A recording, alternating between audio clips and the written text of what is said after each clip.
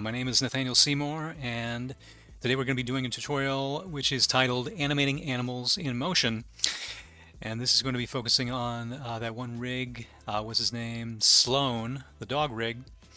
And so we're just going to be tackling that, basically a walk cycle. And just to bring up to speed a little bit about me personally, let's see, graduated back in 2009, and this is offered by the current creature class, which did not exist back in my day, and I was actually a little bit envious after I saw everybody, what opportunities they had, what rigs they had, and the rigs are pretty incredible right now. And so this is what I'm doing right now. This is 3D Animator in visualization, and mostly it's been for movies. And you can probably see the 3 C's right there on my list: Call of the Wild, Cruella, and Clifford the Big Red Dog, which are the ones, obviously those are the 3 that focus most on what we're going to be doing right now. And yeah, the first gig that I worked on anyone would have heard of was Turn Me On by Nicki Minaj, and thankfully the song I thought was pretty catchy because I had to listen to it over and over and over again. And also had a chance to work some TV shows, and I think probably my favorite movie that I've worked on is Pokemon Detective Pikachu, because I had the most artistic freedom, and we also had some really nice creatures to work with. And I mean, funny thing is, I started with that knowing I think the only character I could have identified was Pikachu, but then I learned a few more, and so I figure I know a few more than I did before, and now I have a few more thousand to go before I know them all. But it was definitely the most fun I'd had working on a film. And so, and also what we're going to be focusing on with this particular tutorial is going to be mainly the key poses. And I was able to dig up a few from the Animator's Survival Kit, which you'll see pretty soon. And we'll start with those, and then also, of course, work on the timing. And the way the poses, thankfully, are labeled out, they're also numbered, what frame to do what pose on. And also we're going to be focusing on natural movement, and like Sloan is a rig. He's sort of like half realistic, half sort of cartoony, but yeah, I figure the best way, at least to start out, is just to animate him, with a natural overall sense of motion. So without further ado, let's get into it. And first of all, here's the pages from the survival guide that I've been talking about. And it's going to go everything from this pose, which gets repeated, to the final one. And here is the Maya file that I have open right here. Let me just minimize this and minimize this as well. There's a way I have this set up, is that we can zoom in and focus on like 1 or 2 poses at a time. There we go. And we already have the pose. I've already laid out the first pose, so we don't have to worry about that one right now. So we'll work on pose 2, which is on frame number 3. Am I forgetting something? Yes, I am forgetting something. I'm forgetting what makes this that much more efficient, because these have really helped me a lot after staring at a screen as long as I have been. And but yes, here's the first one on frame 3. And one thing you definitely want to make sure of is that you advance to the next frame before you do your next pose, because it does happen to all of us. Sometimes we might, do the next pose, what's supposed to be the next pose, but it turns out we've done it on the first frame that we just got finished working on, so we actually replaced the last pose. So it's one of those things you just sort of learn to avoid that as time goes on with experience. And something else I've been doing has been selecting all of the legs and hitting S to select a keyframe for all those. So that means all those are now officially partially animated. And also what I do is select the legs, however many there might be, and then move them a little bit uniformly. And these 2 move a little bit this way. I think that should be enough. And obviously I didn't bother moving this one because this one is being lifted up. And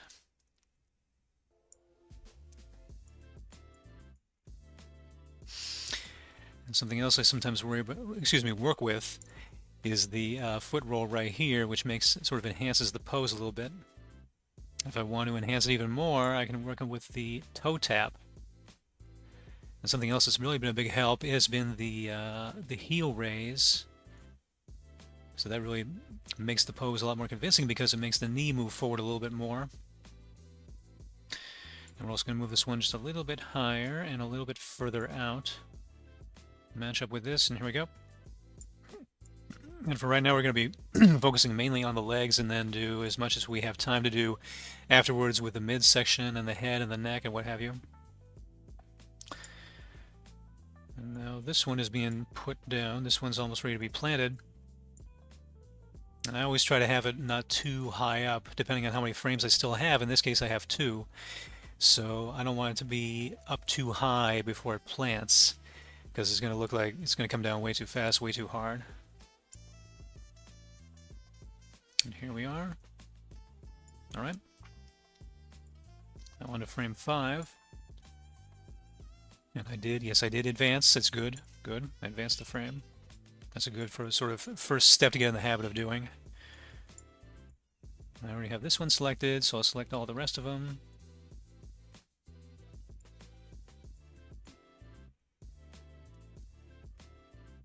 And usually one way of selecting something, I mean, I think that's a bit more efficient and less frustrating, is selecting using the move tool as opposed to the rotate. Because if you use rotate, it gives you a much sort of a much wider range, so to speak, like which one you just selected, so doesn't give you a lot of room to select something else. Like for example, if I want to select the knee controls, like right here, I can't do that because the rotation frame goes out so far. But in this case, boom, I can do it. And then, just like before, we're going to select whichever feet are planted on the ground and move them first. Oh, the feet, not the control, not the main control. So, put that away for right now. Let's see if I can just focus on this one right now.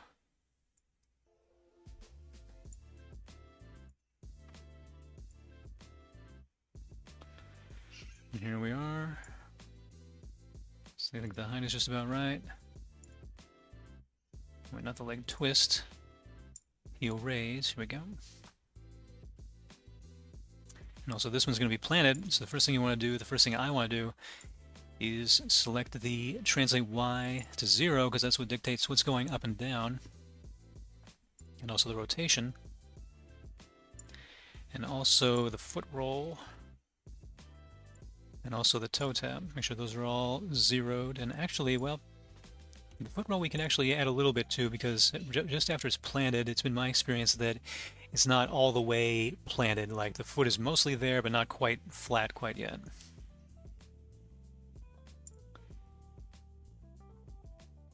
Alright, so we've done we've done this one, but how about, is this one, okay, good, it's now it's selecting, good.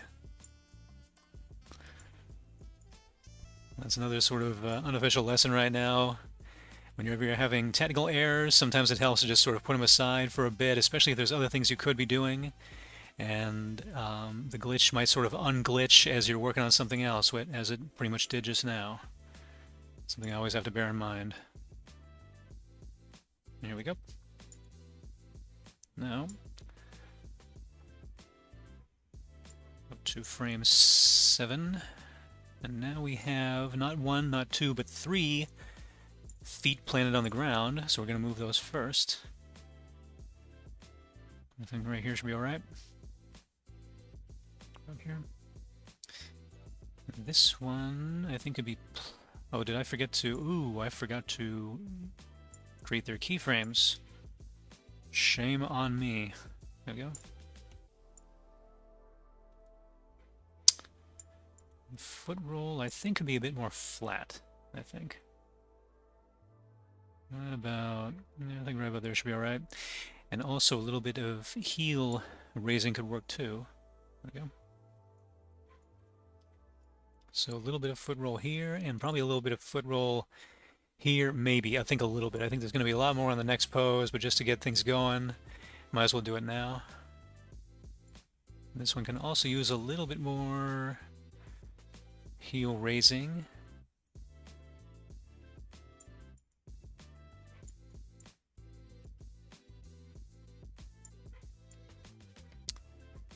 And this one is getting ready to plant, so now, good thing to focus on is the rotation. So the foot is pretty much almost at the right angle necessary to plant down on the ground. It's also coming in right behind this foot, and you'll see in the next pose that basically one is going to almost replace the other, and you'll see what I mean as we get to that pose. And here we are. I think that's everything, right? Now on to the next pose, number 9. And here's what I was talking about, how this foot coming down is going to replace this other one lifting up. So let's do that first. Let's try to get the the tricky stuff behind me, so to speak.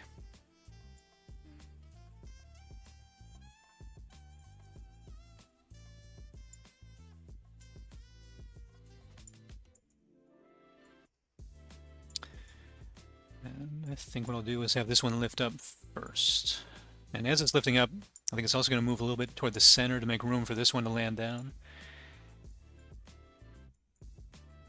I think I'll have this, the way it's more in the center now, I think I'll have that be more consistent as we get further on in the tutorial.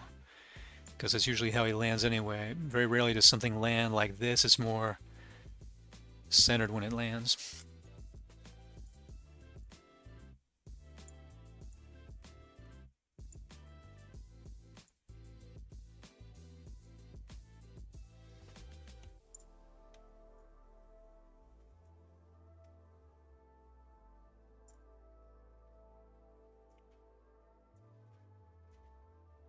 It's definitely, the heel raise has been a very beneficial command so far with this rig.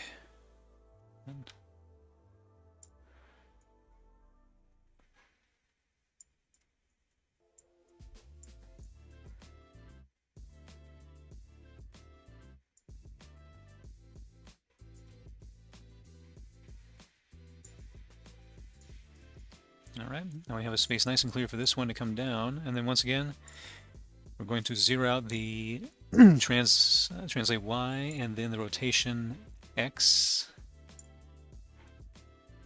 Move this a little bit forward. Right about, I think right about here is okay. I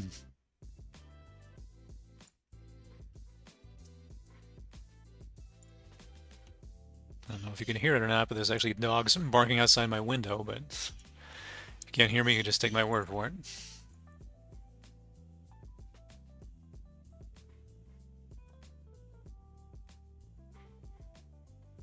I think that's okay. And these have not been moved, I don't think. I just did, yep. No, I just did these two, and now I'm going to do these two. They do have keys on them? Yes, they do. Cool. And... alright, here we go. And now, this one back here is still planted, but still, I'm going to add a little bit more foot roll to it. A little bit more than 3. There we go.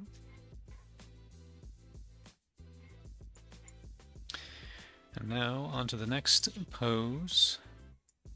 Numero 11. There we go.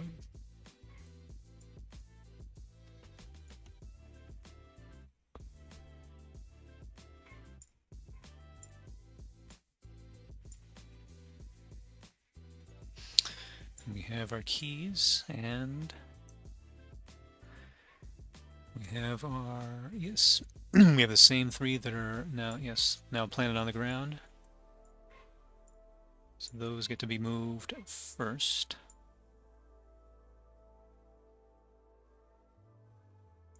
And this one is definitely going to have some not only foot roll, but also heel raising, so that it doesn't pop when it lifts up, or when it gets ready to lift up in this case.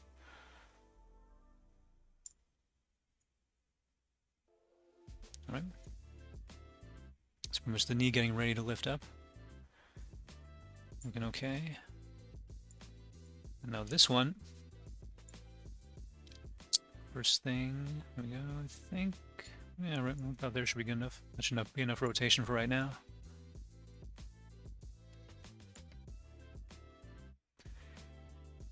Getting ready to plant. I think I'll move it up just a little bit. Yep. Let's see about the foot roll. A little bit of that. And then let's see if the heel's already... I can flatten that out just a little bit.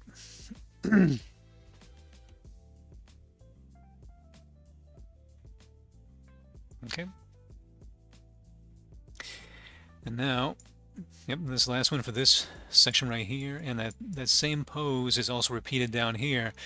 So, and I've been confused by that before. I'm like, well, what's up with this pose? It looks so much like the last one, and that's because it is the last one. So we're actually moving on to number 13 right now.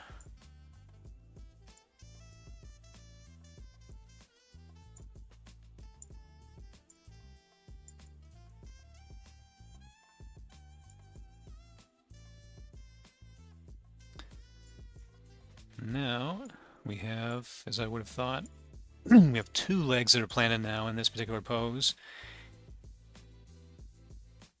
Because quite frankly, yeah, that back leg, if it had still not quite lifted off, I would have been shocked.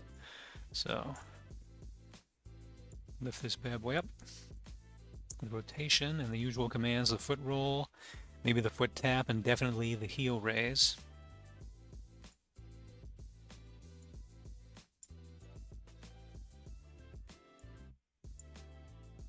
All right.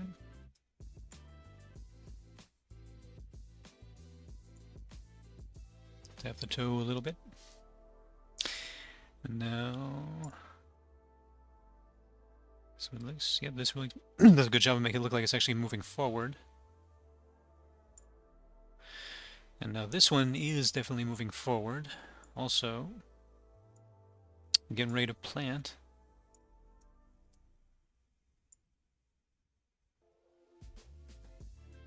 Getting ready to plant, but also curling a little bit. So I think the foot roll could probably take care of that.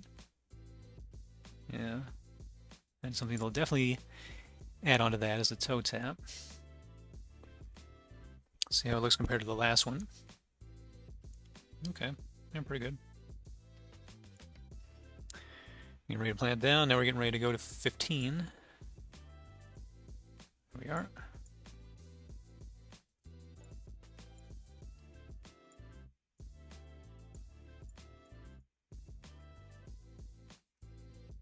I hope it doesn't sound too much like I'm repeating myself, but you know, once again, make sure to push S to put those keyframes on there, which does make the process a lot easier. And you know, if I'm repeating myself, sorry, but you know, I figure animators are used to that, especially if we're doing dialogue shots. We're used to hearing the same thing over and over again. So.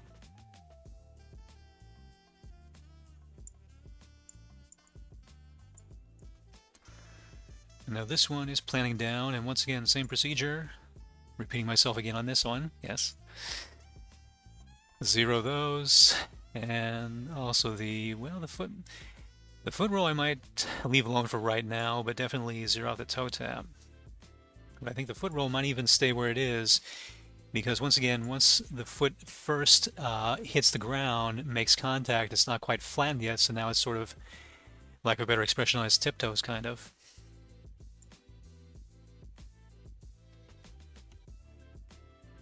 It is pretty straight. Let's see how much it moved forward from here. Yeah, I think it's okay. But maybe just a little bit forward, just a tad, so we can cover a little bit of distance. There we go.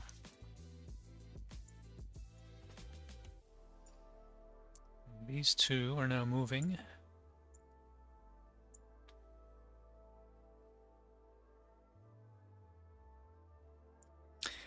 And then this one, the heel is going to be rising a little bit. As soon as I remember where it is.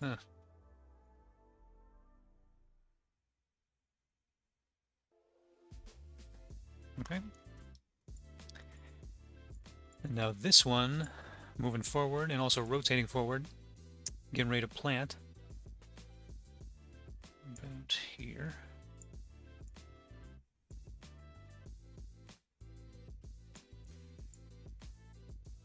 Poses like this, you still want to bear in mind, because it is tempting to be like, well, who cares? Nobody can even see it, so no big deal, but you want to remain consistent throughout the whole process.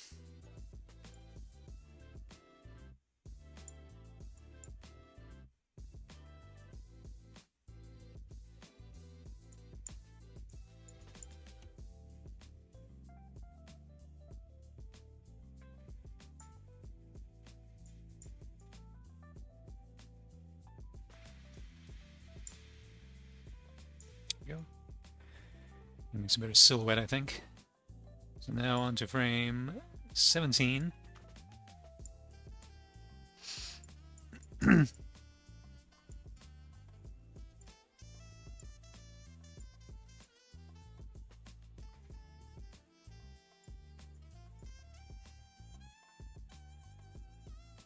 And we have these three, and since we have 4 selected, we're just going to deselect this one right here.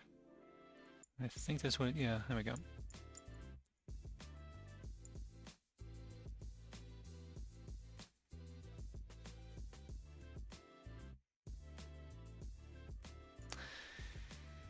This one here, at some point, maybe I move this one a little bit far.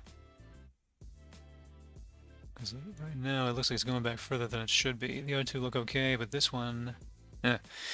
That's where we pull out to the graph editor, take a look at our overall progress, and let's see...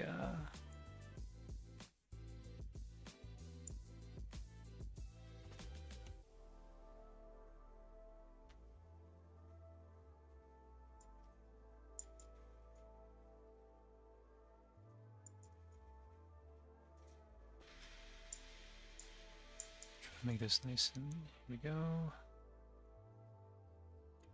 I think that, here we go, yeah, I think that looks better. One thing that'll help even look even better than that is raising the heel, in this case. There we go. This one already has some foot roll applied to it, but maybe we'll just apply a little bit more since it is getting ready to lift off. And on the other hand, this one is all fully planted, so no foot roll necessary here.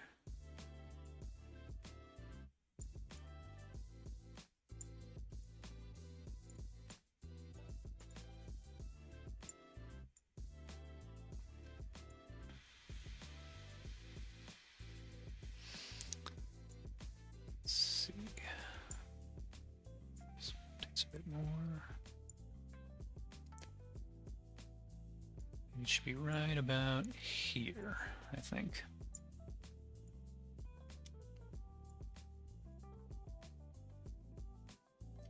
All right.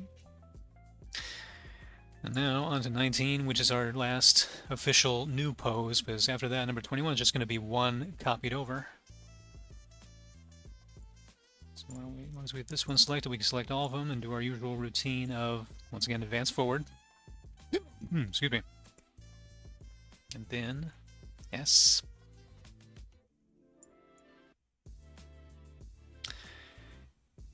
And we have these two, the front and back, which are advancing together.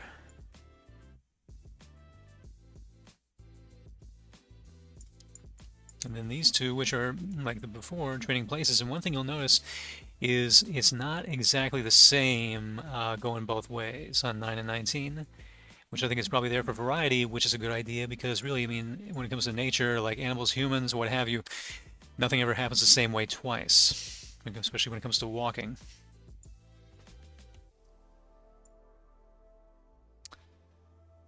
And so I'm going to start with this one.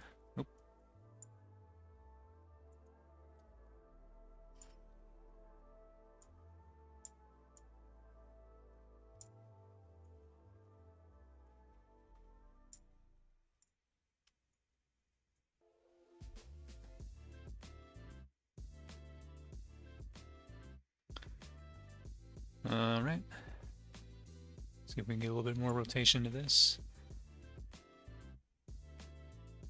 The height, I think, is okay. I should probably just move forward a little bit.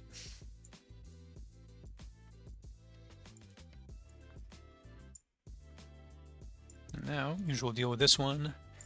Zero out the Y translation as well as the X rotation.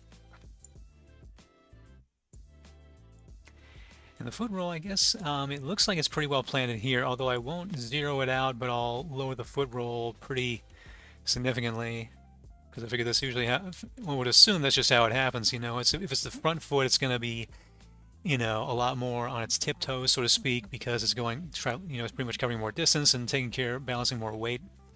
So obviously, the foot planting in the back and the foot planting in the front are not going to be the same type of thing.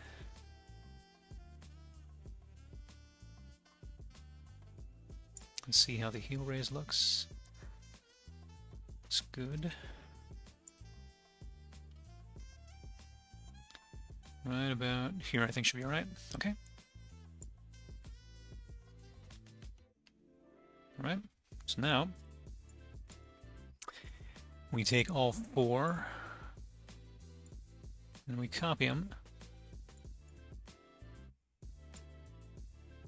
And then we paste them. And we also make sure that the movement is relatively consistent. Usually it was his label is probably the the auto tangents, which work most of the time, really depending on what you're animating. But in this particular case, we want it to be consistent, so we choose the spline for both the beginning and also the end. So let's see how this looks.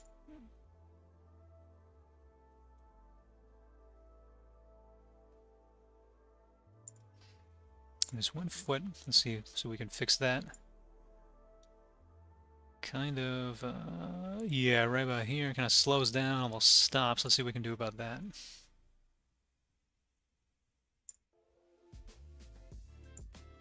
Here we are. Represented all too clearly right here.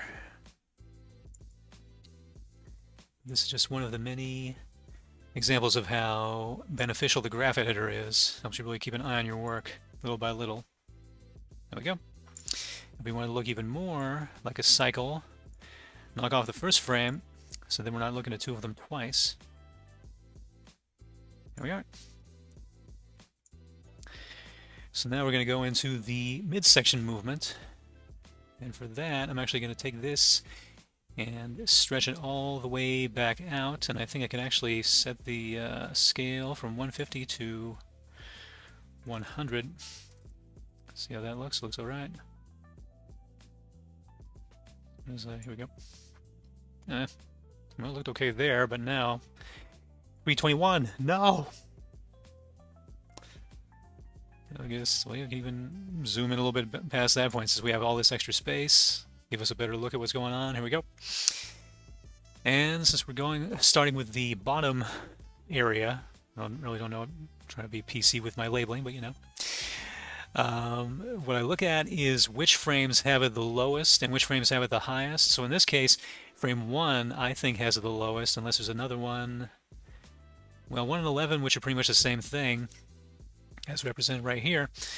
Lowest for 1 and 11, and then the highest, absolutely, that's easy right here for 7 and 17. So 1 and 11 and 7 and 17. That's what we're focusing on right now. I think I'll move this up here so it's all the way in frame. And something else you can do while you're cycling that I would absolutely recommend is set a key both in the first frame and the last frame, so those are both going to be the same. And whatever you do in the middle, that's totally cool, but you don't have to worry about copying over like we did just now with the legs. So 1. That being said, I think it's pretty low, but we might lower it a little bit more just to make sure it's really the lowest, I guess.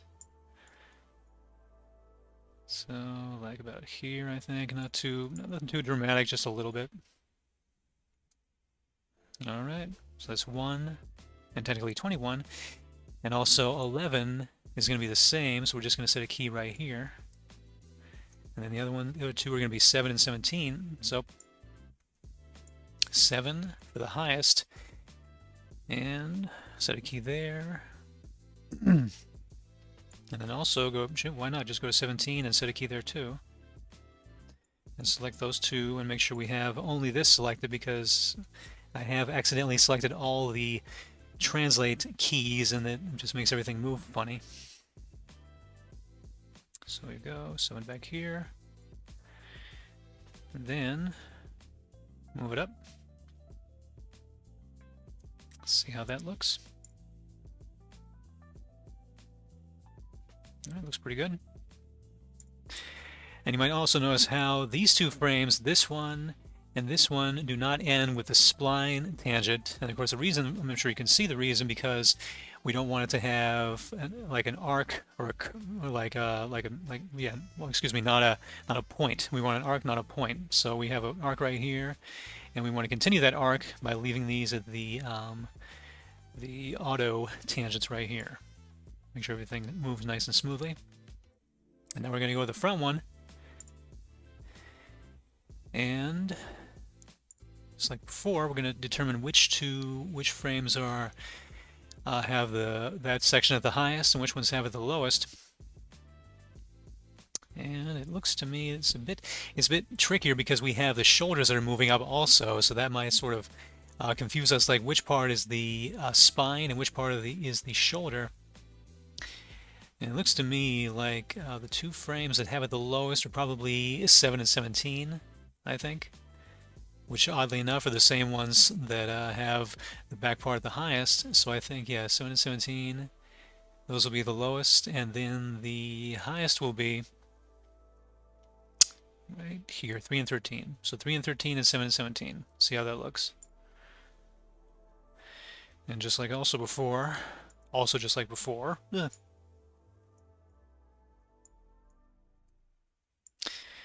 you go to the last frame and make sure you have a key on that end, just like you do on the front end. Keep everything consistent. And so saying, oh yeah, 7 and 17 is when they're the highest. So key here, and then key here, and if nothing else, just do that to see how it looks. And actually, you know what, that's already pretty high, so maybe we'll just make it a little bit higher, but then, since it's already pretty high all the way throughout, we're just going to make the rest of it a little bit lower, I think.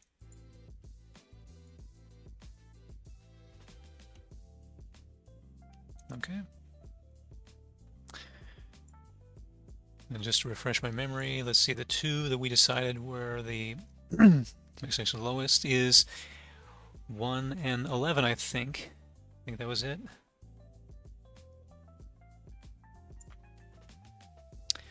So these two actually are the lowest.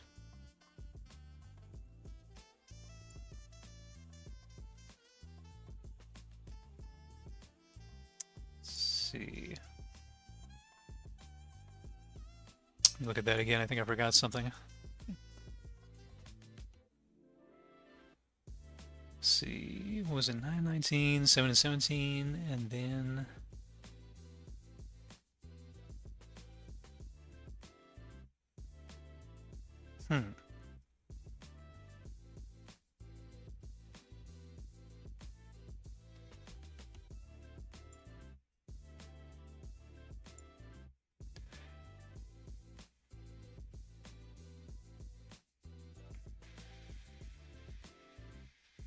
Let's see about the other frame where it's the lowest. Maybe it's the frame number 13, I think. Well, down here, yes, I think it is. Either that or 15, yeah. We can try 15 because, yeah, up here it's not, but down here it is. It's kind of one of the things about nature, I guess. It's not as consistent as we think.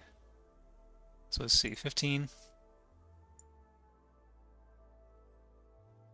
If it's 15, I think it was puzzling between 17 and 7 and 17 or 9 and 19, so it might be actually 9 and 19, so I might move these over a little bit. Give a little bit more space. And then if it's 15, maybe it's also 5. Let's see.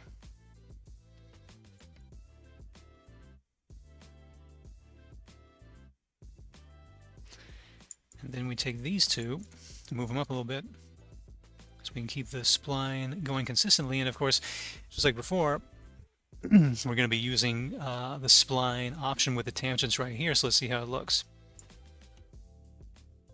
Alright, looks okay.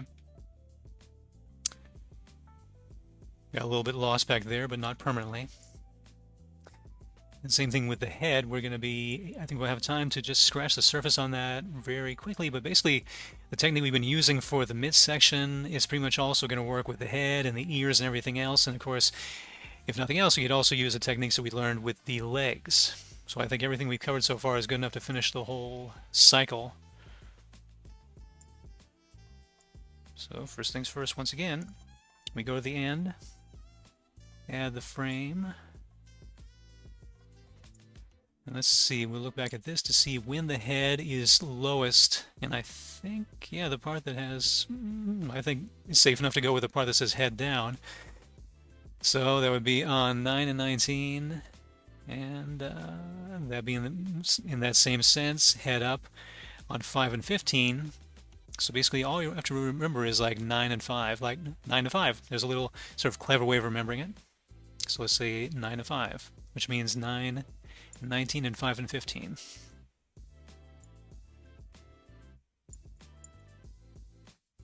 Let's just start with the rotation here. So here we go, it's already on 5. It's a sign. Here we go. 5, 9, and then 15 and 19.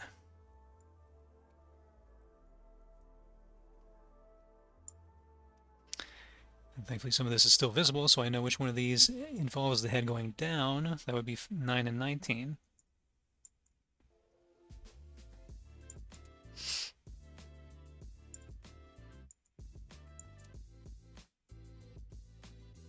Oops, oh, what am I doing? Oh my goodness, what did I do? It's not translate, it's rotate. Ah! What is wrong with me? Alright, here we go.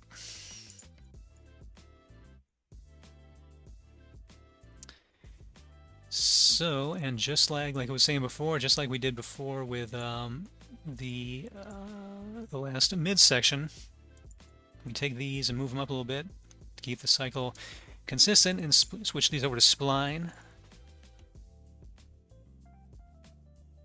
All right. He's definitely vibing right now. There we go. So, but I'm sure you get the overall idea. And once we get the whole thing finished, everything all polished and everything, it looks more like this. But once again, everything we've gone over is enough for you to finish the whole thing. And but really, if you want to get more in depth into this, I would totally recommend, obviously, taking the Animation Mentor course, which covers creature animation, and also the one that covers locomotion, which is where you're going to learn a whole lot more about this. This is basically scratching the surface. And also the one past locomotion is Fight or Flight. If I remember correctly, that's the title, and that's where you get to really have some fun, have the creatures either fight other creatures or fly, or sometimes both. And it's this kind of thing that's only limited by your imagination, which is exactly why we love animation. You know, it was just best feedback I ever got. Believe it was working on the Monkey King was have fun with it. You know, and that's just it's a good sort of reminder. That's why we're doing this, because of what we're passionate about. And sometimes we get wrapped up in the fact that it is work, but it's work that we love doing. So, like I said, really good way to learn is to do it right here. And just thank you for watching, and hope you learned. Hope I was able to teach you a few things, and happy animating. So, I will talk to you later.